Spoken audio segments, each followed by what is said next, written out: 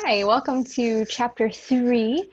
This is where we're going to talk about matter and energy. We're going to kind of dive in to the classification of matter and learning some new terms. So first of all, what is matter? Matter is anything that occupies space and has mass. So you can think about matter as being something that has density, right? Just so remembering that density is equal to mass over volume, and space is really your volume. So if it's matter, it will have density. So that's a good kind of way to think about a property of matter, is that density is a property of matter that has mass and takes up space.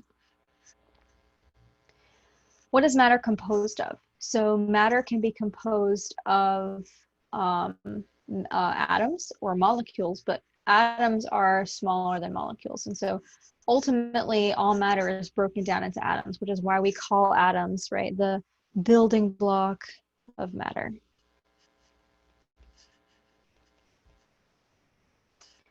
So you can't get smaller than an aluminum atom and still be considered aluminum.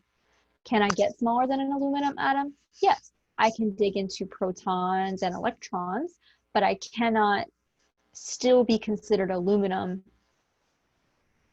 past the point of an aluminum atom. And that's what atom means. So atomos is Greek for indivisible. So when Democritus and Leucippus, these old Greek dudes, were sitting and talking about, at some point when you like cut something in half, you can't cut it in half anymore, and they called that atomos, and that's where atom comes from. So that's your Jeopardy question for the day. A little bit of trivia there. You can also think about matter as composed of molecules, and again, ultimately, even those molecules can be broken down into atoms. But if I want the smallest particle that I can get of aluminum, that's going to be an atom. If I want the smallest particle of isopropyl alcohol or isopropanol, it's actually a molecule, because I can't have an atom of an isopropyl alcohol. So you can think about things that can be broken down into atoms as like kind of elements on the periodic table. And then things that can be broken down into molecules are going to be called compounds. And so we're going to talk about how we can differentiate between those things. So here's kind of what we know so far about atoms. We can actually see atoms. We can't see inside of them, but we do get to see these like little lumps that are atoms. This is a very expensive scanning tunneling microscope, and it can distinguish between atoms. There are these blue bumps in this picture here. Here's another scanning tunneling microscope of DNA. DNA is a molecule, and you can kind of see the individual like atoms hanging out in there, but this is a molecule of DNA. Of course, it's not the whole thing because it's very long, but this is one little piece, and we can kind of see that double helix structure there. And in between that double helix structure, those hydrogen bonds holding those things together. So you may think about matter, and you already know a lot of this, is that they exist, and matter can exist in 3 different phases. Or if you consider plasma, plasma is really just, it's a little bit different. So we're talking about these 3 phases mainly in this chemistry course. And in most general chemistry courses, you don't really get to talk about plasma until you get into like physics and like higher level physics courses. So a solid is very compact particles, and notice it in this image, it kind of looks like the particles are moving, and that's because they are. So right now, the chair that you're sitting in, or the bed that you're lying in, or if you're standing up, your floor is made of solid particles, right? But those particles are vibrating. Do you know what temperature the particles stop vibrating? We talked about that a little bit in our first lecture, if you can remember. It's absolutely 0 Kelvin. Yeah, so are we at 0 Kelvin? No. We'll talk about the temperature conversion. We'll talk about our temperature conversions here, but we're not at 0 Kelvin. So that means that everything around you is vibrating, including the solid particles. Even ice, frozen, right? But it's not really frozen. It's still vibrating because it's not at 0 Kelvin. It's at 0 Celsius, which is very different. It's 273 degrees different. Liquid has a little more space around the particles, so a little more movement, more fluid. And then gas is very fluid. It has a lot of space between the particles. And this image is not very good because if this image were very good, it would just show you one gas particle, because the difference in liquid and gas is very large as far as the space between them. And we will go through that a little more when we talk about gases in another chapter. But these are the three kind of phases of matter. And so this table is going to take you through just kind of the differences in these phases of matter. You've got the shape, the volume, the arrangement of particles, the interaction between them, and the movement of particles. And so gases are moving very fast, solids are moving slower. Gases are very spread out, solids are tucked together, so they interact with each other more because they're closer to each other. Solids keep their shape and keep their volume, and gases have no shape and no volume. They kind of just take up whatever container that they're in, and liquids are kind of in between. I don't know if you've seen there's a meme that cats are liquids, so I'm just gonna write this here. And you can just Google this and you'll find pictures of cats behaving like liquids, meaning that they take the shape of their container. You ever seen like a cat in a bowl or something? Like, yeah, cats are fun. And they still have a definite like amount of space they take up. They just like are very flexible with their shape, and especially if they have a lot of food, and the food can take different shapes. So how can we classify all these things? Well, we can classify it as solid, liquid, and gas, but if you have experienced the world, one liquid is different than another liquid, right? Like water is very different than, liquid nitrogen, for example. So like, or alcohol, like I think I'm drinking water, but I'm really drinking like rubbing alcohol. That's very different, right? So these are very different things. So how can we classify them if we're not just going to classify them solid, liquid, and gas? How can we really get a good system down for like what something is, how it's made, and what it's composed of? And so we've all decided in the science community to just use the next set of classifications to help us with this, because if we try to think about classifications on our own, we're going to get a bunch of different versions. So like maybe you go, oh, well, I'm going to take everything in my house and divide it as like edible or inedible, or separate it based on color, right? So there's a lot of different ways to classify everything we see around us. So we have to decide on one way to classify stuff, and we have decided on this.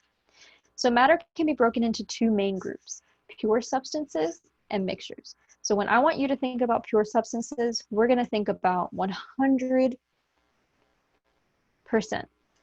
one ingredient.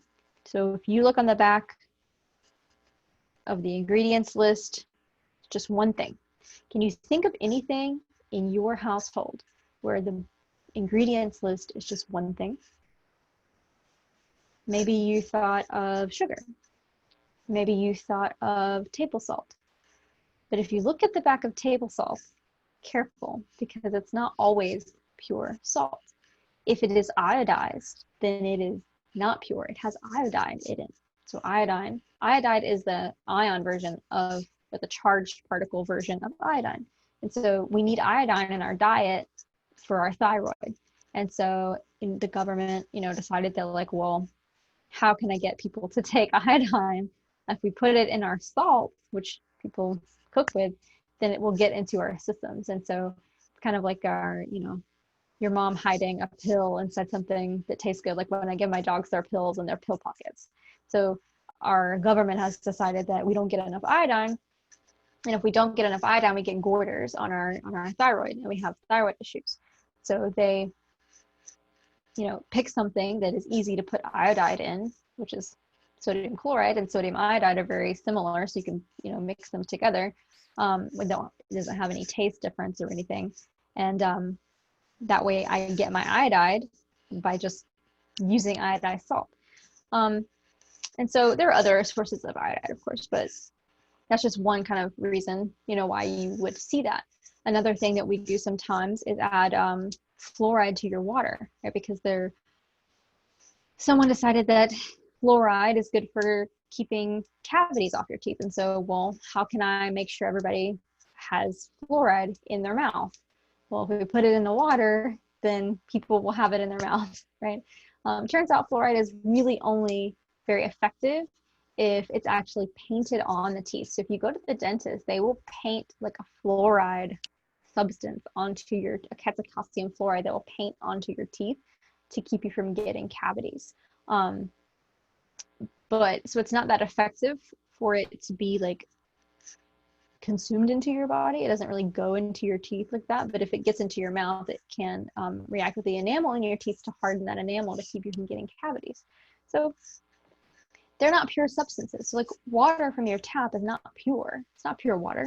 It's got a lot of stuff in it, especially if you're like getting water right out of the tap through the pipes. Even if you get bottled water, it's probably not pure. So take a look at the ingredients list and see kind of what things are pure. Maybe you have sugar that's pure in your house. Check your baking soda. That's probably pure, sodium bicarbonate. If you've got any copper wiring in your house, it's not coated with anything, it's just like bare copper or copper plumbing in your house, that's probably pure copper. If you have any jewelry that's pure silver or gold, if it's a carat though, it's probably not pure. Like 24 karat gold is not necessarily pure gold because pure gold is way too soft. So we have to add other things to it to make it harder. So that's really not pure. There's not a lot of things that we interact with that are 100% pure. We interact with a lot of mixtures. So thinking about a pure substance, really ask yourself, is this made of only one thing? If you decide, I think it's everything, every particle inside of this substance is exactly the same. So that's another way of thinking about it. Every particle, and that is going to be every atom or molecule, is the same. To the smallest particle of that. So for example, I was talking about aluminum. Every aluminum atom is the same. It's aluminum. Every isopropyl alcohol molecule is isopropyl alcohol.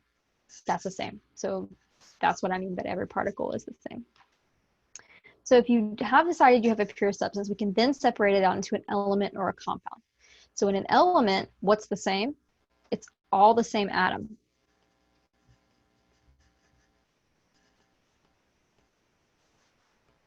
And these are all the same molecules.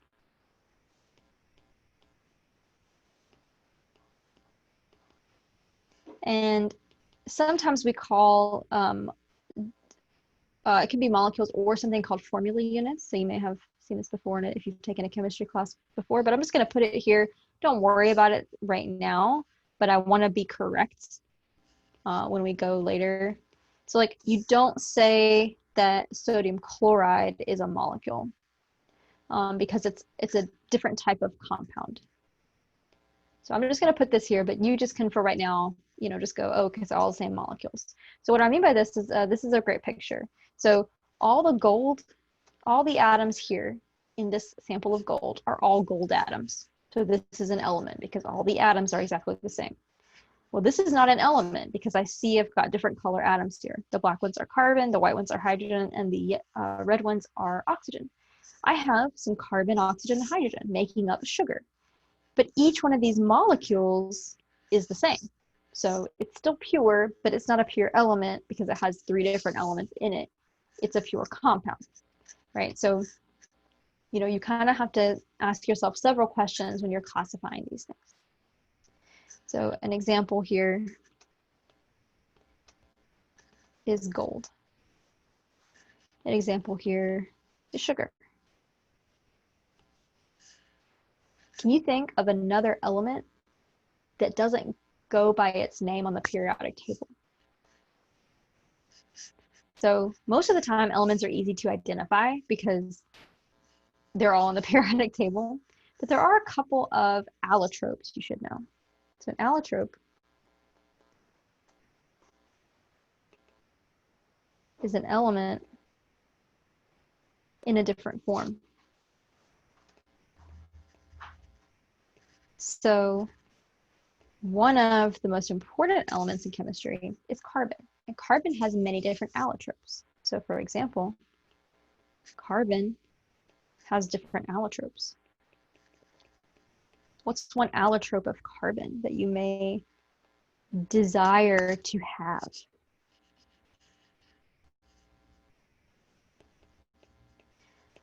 Diamond is an allotrope of carbon. Diamond is pure carbon. So diamond is considered an element. It's pure carbon, but it's carbon in a very specific form. You can also have graphite in your pencil lead. A pencil lead is not lead, it's carbon. It's pure carbon. So coal is not pure carbon, but graphite is. So how do I make diamonds in a laboratory? I use graphite. So the same stuff that you put in your pencil, that's what they use in labs to make diamonds, just under high temperatures and pressures to compress all those particles down in a very specific way. So it's not something you can do at home to make diamonds from your pencil lead. If it was, then diamonds wouldn't be worth anything. But it is something that people can do in labs. So the lab manufactured diamonds, they're exactly the same as natural diamonds as far as their chemical makeup. And you can actually do more with them made from a lab. And, they're not mined by, people in countries that don't have a choice in mining them, right? So, diamonds are definitely a weird kind of a thing. So if you ever watched like a documentary about De Beers or something, like definitely do, because there's some chemistry involved in it for sure, but there's also a lot of economics involved in it. So chemistry reaching into all aspects of life there. So an allotrope, for example, is an element that comes in a different form. And so be aware, I think you should probably be aware of like the carbon ones, the graphite and diamond, but as far as the other ones, don't worry about all of those. But if you wanted to look up more, you certainly could. But most of the time, your elements are going to be pretty easy to recognize because they're on the periodic table. Now, compounds are a little harder to recognize until we start naming compounds. Once we get into like chapter 6, then you'll have an easier time kind of identifying compounds. But essentially just remember that if it's not an element, if you think it might be more than one thing, but it's still 100% that thing, like it's one ingredient, it's probably a compound. So kind of use process of elimination there. So let's look at the other side of this chart. Mixtures. So if a pure substance is 100% that thing, a mixture is not 100%. So more than one ingredient. Most things that we interact with in our daily life are mixtures. My favorite mixture, maybe your favorite mixture, coffee. It's a great mixture.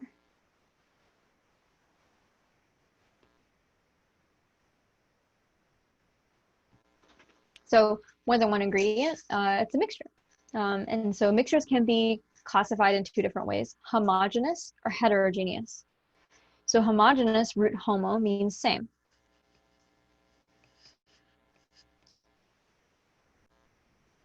And heterogeneous, root hetero, means different.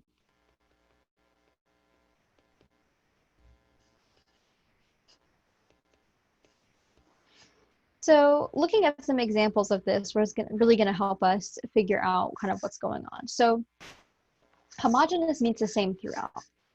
So my coffee is probably homogeneous, unless I'm really bad at making coffee and I put a bunch of coffee grounds in my coffee. If you've ever had that happen, then that's not homogenized anymore because it's got like floaty bits of coffee ground in it. If you have iced coffee, that's not homogeneous because it's not the same throughout. It's got liquid parts and it's got solid ice. So anytime you've got like pieces or chunks or floaty bits in an example of a mixture, it's not homogeneous, it's heterogeneous. So homogeneous is like this hot tea here. And looking at the molecular view of it, you've got your water. So these little Mickey Mouse looking things are your water. And you've got some carbon compound that looks like our sugar, right? And then maybe you've got a little caffeine molecule here. Those blues are nitrogen, caffeine.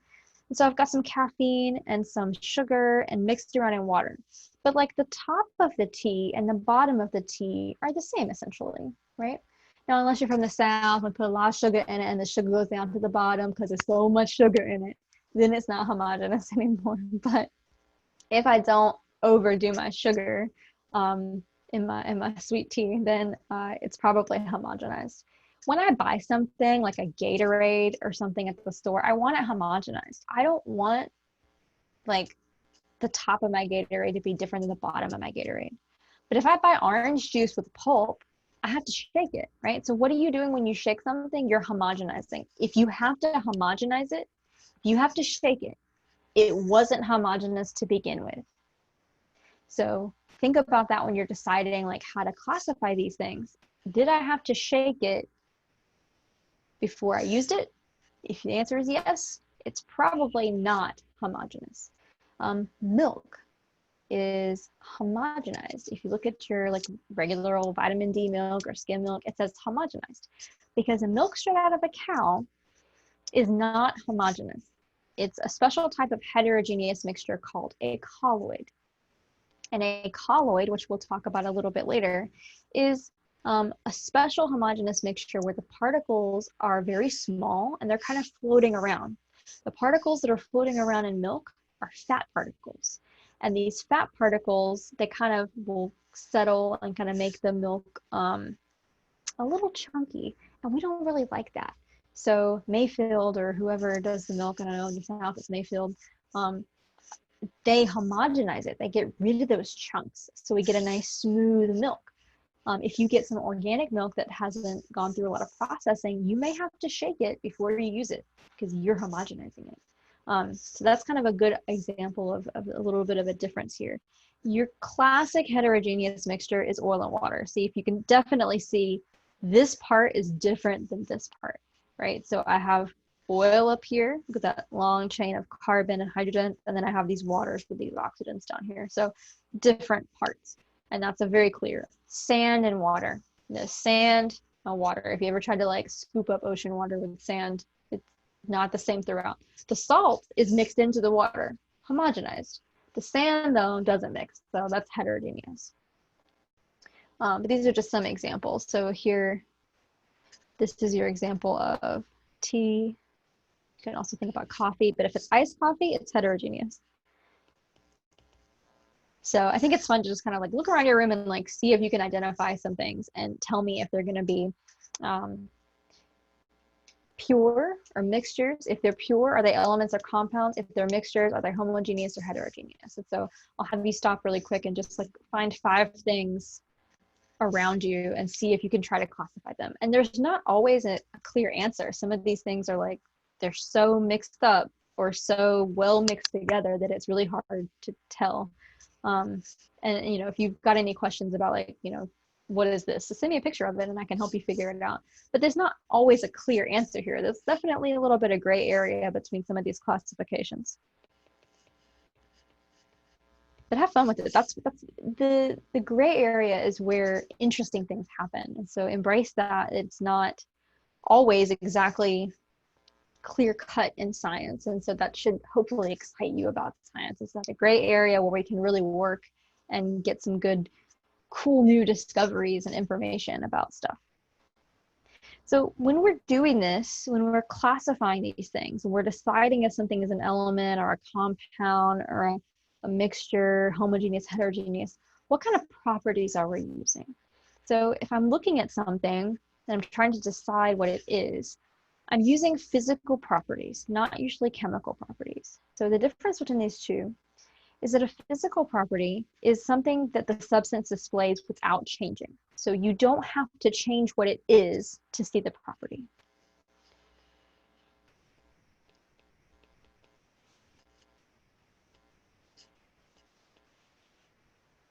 So what are some physical properties that you know of where you can tell this about a substance without changing anything, without changing what the substance is?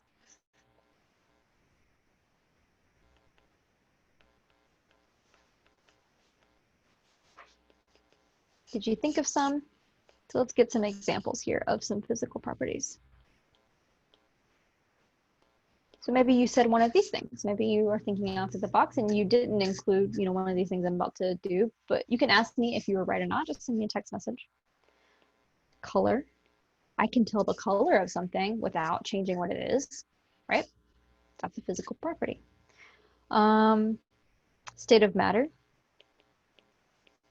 Oh, I can tell that the air I'm breathing is gas without really doing anything to it. One that students don't always think about are taste and odor, because there are chemical reactions that happen in your body to interpret taste and odor. But when you taste something, you're not actually changing what it is. it doesn't start changing what it is and breaking down until your saliva starts chemically, those enzymes start breaking down that something that you're tasting. But right before that happens and it just touches your taste bud, it's not actually changing the composition of the thing you're tasting when you're tasting it. So taste, odor, these things are all physical properties because I can smell that my dog hasn't been bathed in a while without changing anything about the chemicals that are on his body. Another one that's kind of hard for students to realize is the melting point, the temperature at which something melts, and the boiling point, the temperature at which something boils, are both physical properties.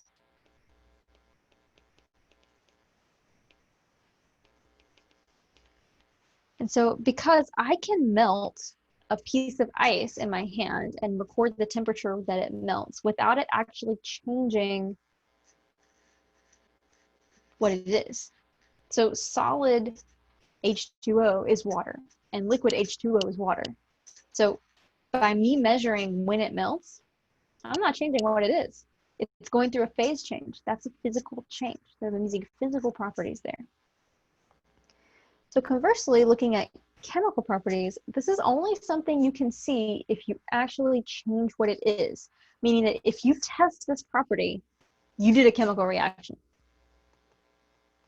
So you have to change what the substance is to see this property. You have to do a chemical reaction to see a chemical property. So what are some chemical properties that you can think of?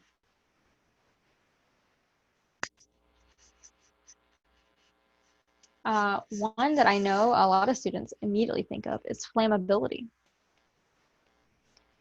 Can I look at something and tell it's flammable? Probably not. What do I have to do to tell if something's flammable? Light it on fire. Once I light it on fire, that's a combustion reaction. And that thing is not the same thing anymore. If I light this desk on fire, it's not going to be a desk anymore, right? The wood is turning into ash, turning into gas, letting off a lot of gas products. Flammability, reactivity.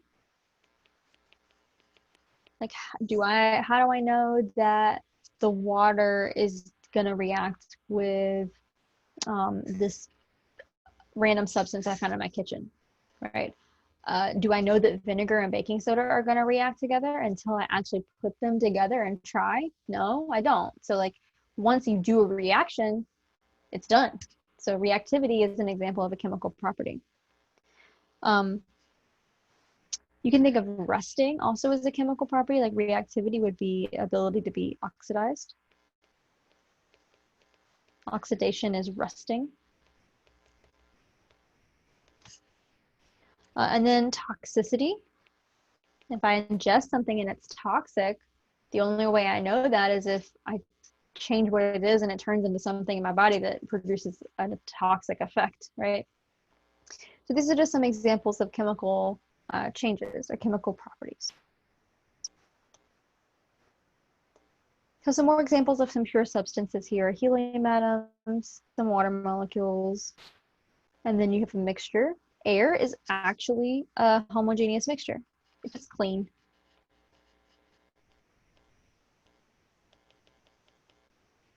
And seawater is also homogeneous if it's clean. If you got like bits of kelp and stuff floating around in there, probably not. But if it's just water and salt, sure. And if the air doesn't have a lot of, smog or anything in it, then it's clean. Like probably the air in your house is a little cleaner than the air outside. Then it's probably homogeneous. But then this whole thing, if I were to like look at this whole picture, so the water and the salt and the air, if I were going to say the air and the water and then the sand, this whole thing would be heterogeneous. If you were to somehow take like a piece where it has air and water and sand, then it would be heterogeneous. So take a second and tell me if these are homogeneous or heterogeneous. So a hot fudge sundae. Ooh, a hot fudge sundae is ice cream and fudge, and maybe you put some nuts on it with the cherry on top, some whipped cream. That's a lot of different stuff. Heterogeneous is easy to recognize if you can pick parts off. So if I put cherry on top of your hot fudge sundae and you don't like cherries, you take that cherry right off. You can pick it out. It's a piece. Heterogeneous. Shampoo. Now, this one depends on what kind of shampoo you use. If you use like colloidal oatmeal with like little pieces of like oatmeal and stuff in it, it's like organic or something, then it might be heterogeneous. But for most of us using like Squab or VO5 or something, like that's probably homogeneous. If it has like cleansing beads or something like in it, like maybe it's not, but for most people it's homogeneous. Like there's definitely still a gray area here. Sugar, water.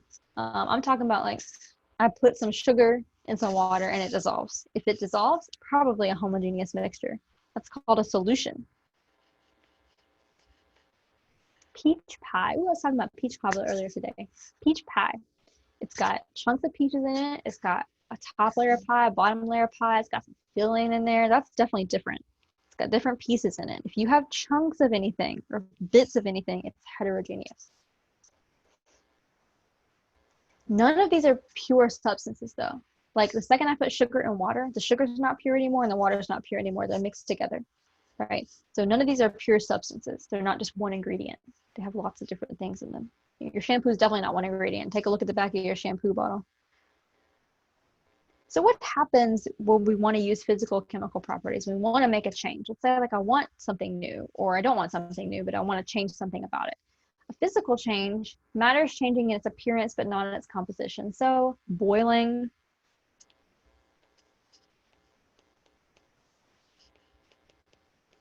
melting, any phase change, pretty much any phase change. Freezing is going to be physical, okay? I'm not changing what the substance is. I'm just changing how it looks, okay? If I put on a different shirt, that's a physical change, right? I'm not changing who I am. I'm just putting on a new shirt. If you color something or paint something, you're just adding a layer. You're making a mixture, maybe, but you're not physically changing. Dissolving is not a chemical change. Like if you put salt, sodium chloride in water, it's still sodium chloride in water. You didn't change anything. You mix it up. The sodium chloride is still sodium chloride. The water is still water, but now they're just together. That's a physical change. So dissolving anything, baking a cake, mixing the ingredients together, that's physical. But if I put it in the oven, make some gas, that's why it makes it fluffy or rises up, like bread or cake or anything, brownies, whatever you want to make. Ooh, I'm hungry. That's a chemical change. So I added some heat there, and that causes chemical reactions to happen in my oven, and like it expands because we're producing gas in there. So anytime you cook anything and it expands, you're making a gas, and it's creating these little pockets of gas that make things fluffy. So chemical changes occur when we do chemical reactions. So like anytime you do a chemical reaction, you change what it is. So chemical reactions. Anytime I burn anything, okay, anytime I'm burning anything, that's called a combustion reaction. If something is rusting, that's also combustion or oxidation.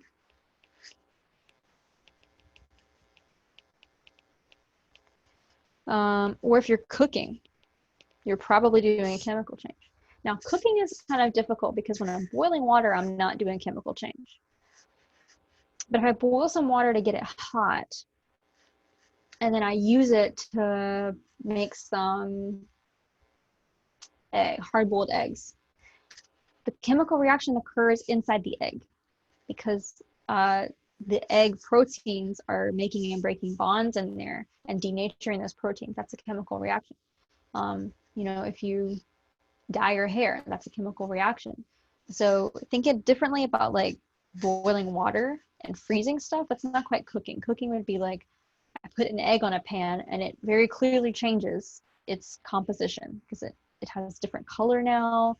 It has a different texture, like a lot of things about it change. So for example, this iron nail rusting, oxygen is going into this iron, making iron 3 oxide. It's different. It looks different. It has different properties. It has different feel. It's crumbly. It doesn't conduct electricity as well. It doesn't hold stuff together very well anymore. So you totally change what it is at that point. So chemical reactions, we write the reactants or the ingredients on the left side. And we write, and also AKA reagents. You may see the professors use that term. And our products are our products, right? And we use an arrow, not an equal sign.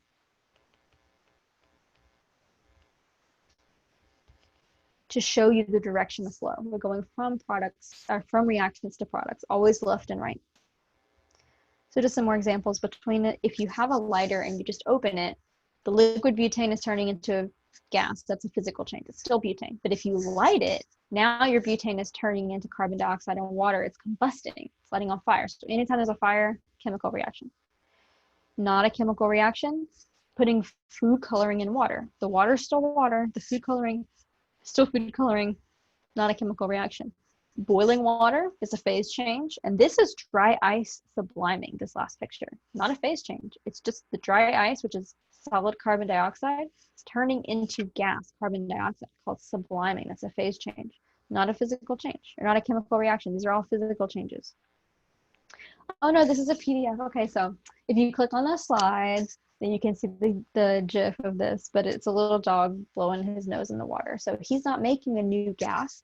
He's just putting the gas into the water as is. So he's not doing a chemical reaction. He's very cute. He's doing a physical just change, just bubbling the water through. So if you just take a straw and just blow in water, you're not doing a chemical reaction. You're just putting gas into liquid. So when you carbonate a beverage, that's all you're doing. You're just putting gas into a liquid. You're not actually doing chemical reactions to do that. So go ahead and take a minute to tell me if these are all physical or chemical. So ice melting in the sun. Keyword here is melting. That's a physical change.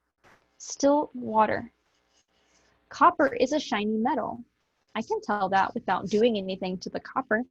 That's physical. Paper can burn. Burning. Chemical. I don't know the paper can burn unless I light it on fire. If I light it on fire, I can't use paper anymore.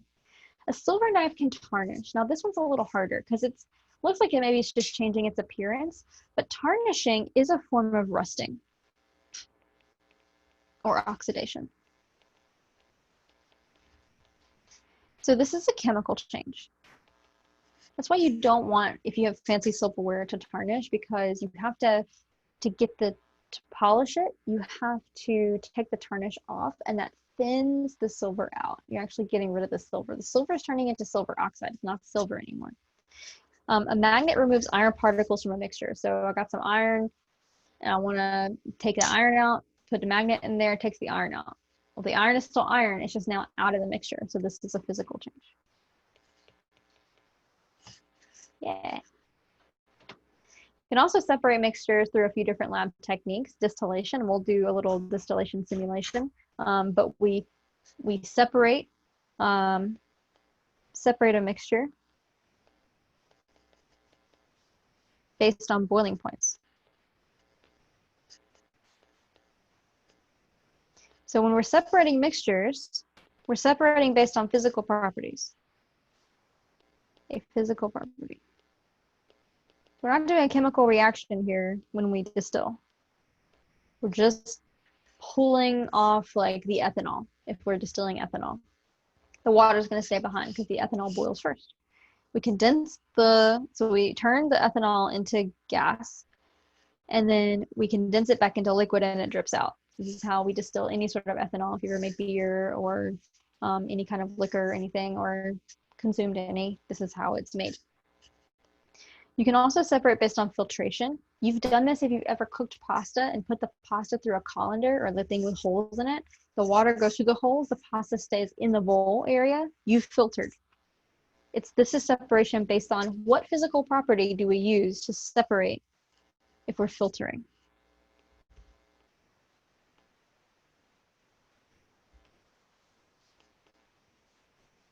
Size.